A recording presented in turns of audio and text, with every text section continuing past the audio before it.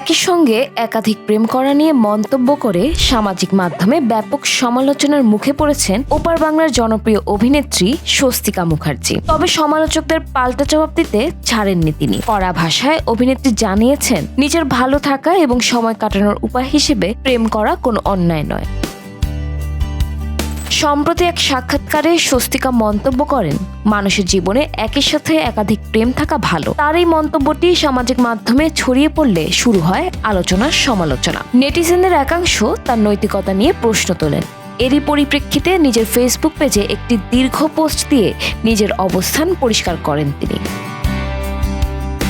সমালোচকদের উদ্দেশ্য করে স্বস্তিকা লেখেন, হ্যাঁ বলেছি, বেশ করেছি।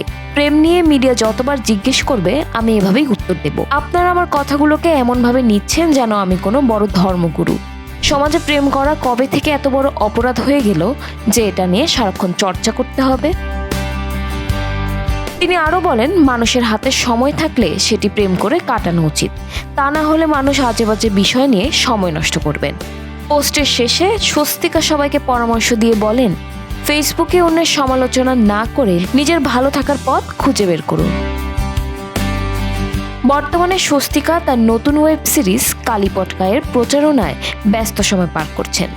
এর মাঝে তার ব্যক্তিগত জীবন ও মতামত নিয়ে নতুন এই বিতর্কের সৃষ্টি হলো।